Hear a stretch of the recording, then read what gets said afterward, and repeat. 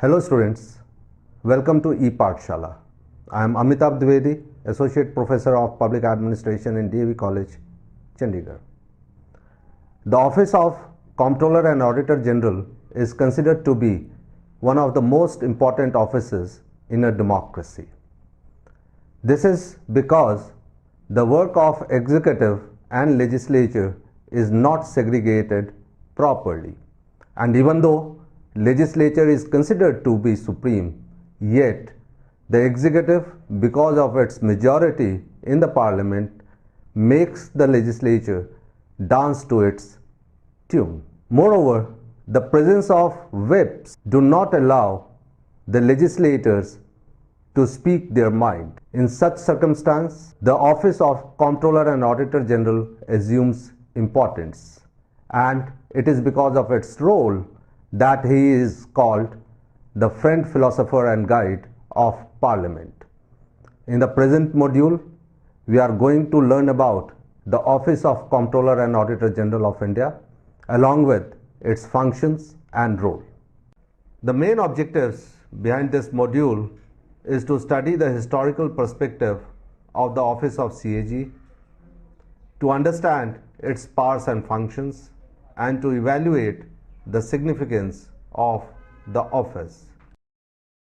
The success of parliamentary democracy can be ensured only if there is an independent agency to ensure that the executive is spending the money in accordance with the manner prescribed by the parliament. In other words, the executive spends the money on items mentioned and approved in the budget. This because the parliament does not have its own mechanism to ensure that the budget is executed in a faithful manner. This is very important because money is a very scarce resource and all efforts must be taken to ensure that it is not wasted. The Office of Comptroller and Auditor General of India has been created specially for this purpose. He is considered as the fourth and the most important pillar of Indian democracy. He is often called friend, philosopher and guide of the Indian Parliament. His office today is considered to be the most important one to restore the faith of the people in the democratic processes. The Comptroller and Auditor General of India is an authority established by the Constitution of India under Chapter 5, who audits all receipts and expenditure of the Government of India and the state governments, including those of bodies and authorities substantially financed by the government. The CAG is also the external auditor of the government-owned companies. The reports of CAG are taken into consideration by the Public Accounts Committee, which are special committees in the Parliament of India and the state legislatures. The CAG is also the head of Indian Audit and Account Service, which has over 58,000 employees across the country. The CAG is mentioned in the Constitution of India under Article 115 to 151. The CAG is ranked 9th and enjoys the same status as a judge of the Supreme Court of India in order of precedence. Historical perspective. The Office of Auditor General was created in the year 1857. An audit board comprising of Auditor General and Chief of Military Finance Department was set up in 1860. The board was abolished in 1865 to centralize administration in Comptroller General.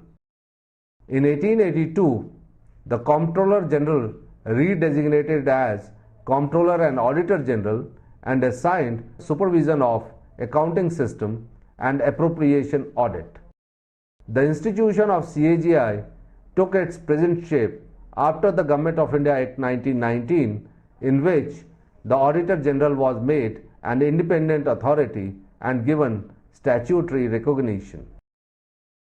The importance of the office was raised further after the Government of India Act 1935, in which his authority and position was increased to the status of a judge of the federal court. After independence, the office was given a constitutional status and was made an independent authority, independent from all the branches of the government. The Indian Audit and Accounts Department. Indian Audit and Accounts Department has a unitary structure in a federal setup. Indian Audit and Accounts Service, a formalized civil service cadre of the Union of India, forms the middle and the top level management of the organization, through which the Comptroller and Auditor General of India exercises its mandate. The 600 odd Indian Audit and Account Service officers have a multidisciplinary academic background and include experts in various fields. Working in these offices as an IAAS officer has the opportunities to work in areas which interface with diverse arms and tiers of the government, be it armed forces, large public sector undertakings, or village panchayat. IAAS officer has the opportunity to experience and contribute to the public good in all facets of the government. The officers are drawn from diverse academic and professional disciplines such as financial management, accountancy, costing, law, engineering, economics, and so on. Quite a few of them have excellent exposure to information technology. The officers attend specially designated executive development and management development programs at suitable intervals. They are deputed to a variety of studies and training relevant to the work in the department organized by other institutions within and outside the country. They are also placed on secondment to unions and state governments. The experience thus gained is of great help in the discharge of audit functions. Conferences and workshops participated in by senior officers are held periodically to discuss the problems faced in the department and to find solutions to them. The officers directly recruited to the service are exposed to a foundational course at National Academy of Administration and imparted professional training, theoretical and practical, at the National Academy of Audit and Accounts and National Institute of Financial Management in the areas of accounting and auditing, financial management, personal regulations, cost and management accounting, management concepts, quantitative techniques, and electronic data processing. This is supplemented by practical training in the field formations of the department. During this period, the officers are also required to qualify in 2 professional examinations conducted by the department. The officers promoted to the service also go through intensive orientation course. Organization of Indian Audit and Account Department. Comptroller and Auditor General of India discharges his multifarious duty through the Indian Audit and Accounts Department. The department consists of about 50,000 employees and is functionally organized into 133 specialized formations throughout the country. At the apex, an Indian Audit and Accounts Department is the Office of the Comptroller and Auditor General, which directs, monitors, and controls all activities connected with audit, accounts, and entitlement functions of the department. It is responsible for development of organizational objectives and policies, audit standards and systems, management of the manpower and material resources of the department, final processing and approval of the audit reports. For carrying out these responsibilities, it has been organized on a sectoral basis, and there are separate divisions dealing with accounts and entitlements: civil audit, railway audit, commercial audit, revenue audit, administration of cadres, training, strategic management, professional practices, inspection of field offices, IS and IT, etc. These divisions are headed by Deputy, Additional Deputy Controller and Auditor General and Principal Directors.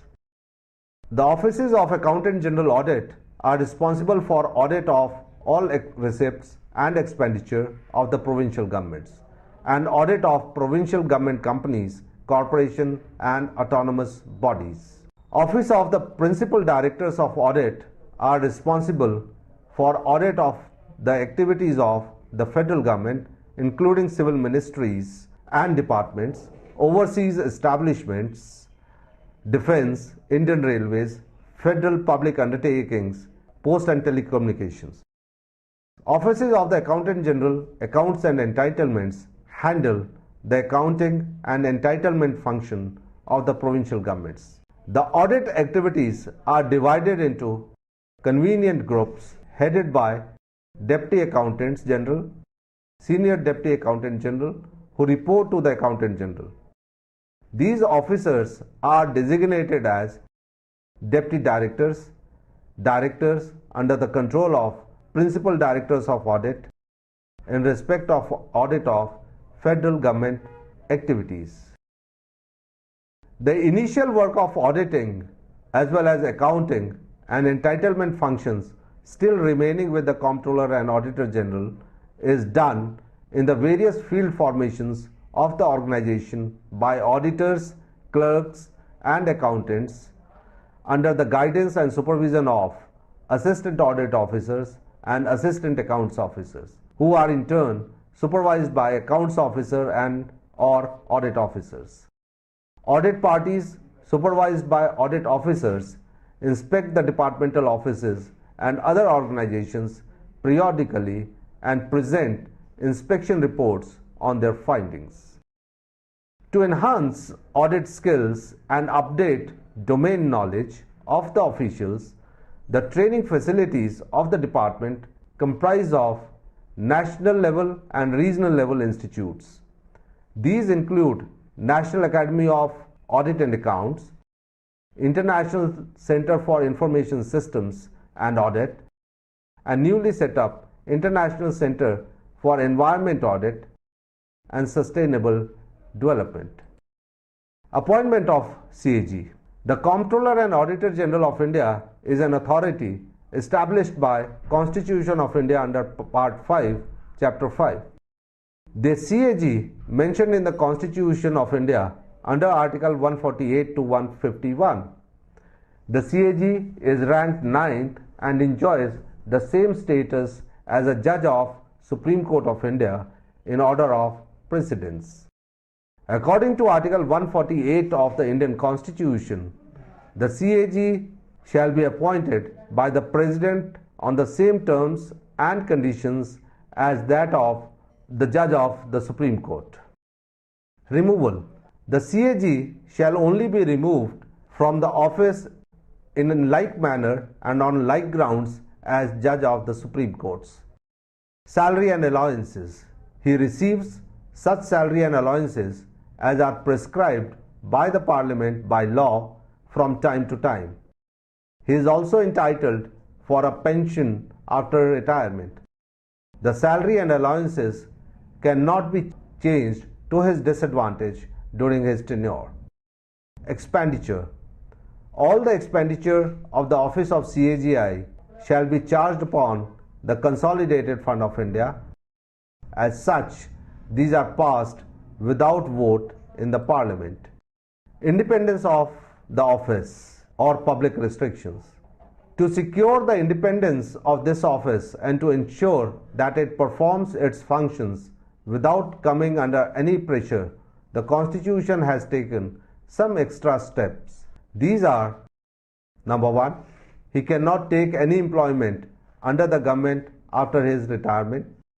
Number 2, all his expenditure shall be charged on the Consolidated Fund of India. Number 3, he can be removed only through the process of impeachment on the same grounds as that of a judge of the Supreme Court. And lastly, his salary, allowances, terms and conditions cannot be changed to his disadvantage. Power and functions of CAG.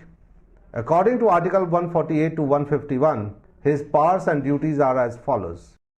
Number 1, to audit all the expenditure from the Consolidated Fund of India and of each state and union territory having a legislative assembly. Number 2, to ensure that the money which is shown to have been spent was legally available and applicable for the purpose for which it was meant. Number 3, to audit all the transactions of the union and the states relating to contingency fund. Number 4, to audit all trading, manufacturing, profit and loss and balance sheets and other subsidiary accounts kept in any department of the union or a state. Number 5, to audit receipts and expenditure of bodies or authorities substantially financed from union or state revenue. Number 6, to audit all the receipts of the union and states so as to ensure that all the rules and procedure have been duly observed. Number 7, to audit accounts of stores and stock kept in any office of the union or state. Number 8, to audit the government companies and statutory corporation. Number 9, to audit accounts of certain authorities or bodies on the advice of the President or the Governor of the state or Administrator of Union territories. And lastly, power to make regulations for carrying into effect the provisions of this Act insofar as they relate to the scope and extent of audit. Laying down the report. According to Article 151, Subclause 1 of the Constitution of India, every year the CAGI submits a report regarding the accounts of the Union to the President, who lays it before the Parliament for its consideration, which is done through Public Accounts Committee. According to Article 151(2) of the Constitution of India, he submits a report regarding the accounts of the state to the Governor of the state, who shall cause them to be laid before the legislature of the state. An analysis of the function shows that while performing the function he follows the following approaches, which can be termed as the types of audit. Number 1, appropriation audit. This is the most traditional form of audit. In this approach, he ensures that the money spent by the government has been spent in accordance with the appropriation bill passed by the legislature. Number 2, regulatory audit. This is another conventional type of audit of the government. In this, he ensures that all the statutory and administrative rules have been followed in spending the money. Number 3, propriety audit.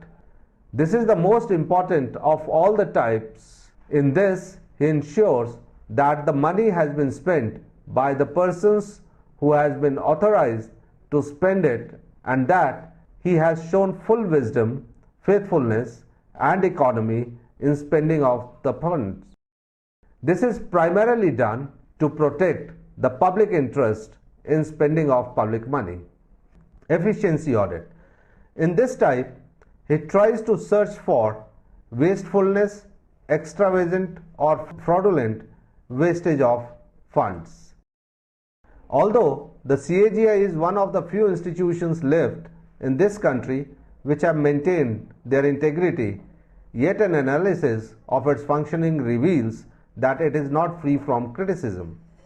Some of these are: Number 1, he does not have the power to enforce its findings and all its efforts go waste in the Parliament where the ruling party has a majority. Since his report is a post-mortem in nature, hence nothing can be done to revive the loss.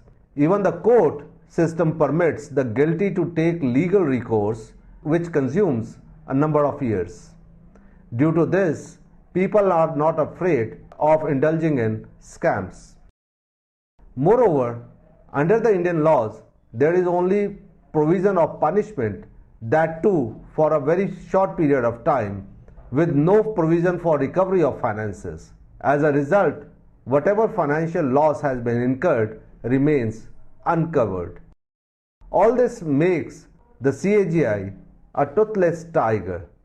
Not only that, he also has to face the taunts and criticism of corrupt officials and ministers. So, to conclude, we can say that the Office of Comptroller and Auditor General of India is one of the most important offices. This is because of his role of ensuring that proper wisdom must be shown in spending the finances. And it goes to its credit that it has maintained its credibility in a situation where all other offices have fallen to the pressure. However, the office of CAGI is not free from shortcomings. It has been noticed that his suggestions and recommendations are not enforced properly. Furthermore, the control which is exercised is a post-mortem control, and as such, nothing can be done to recover the losses. As such, there is a need to give some more teeth to this office of CAGI to make it more effective and to ensure that people's money does not go waste. Thank you.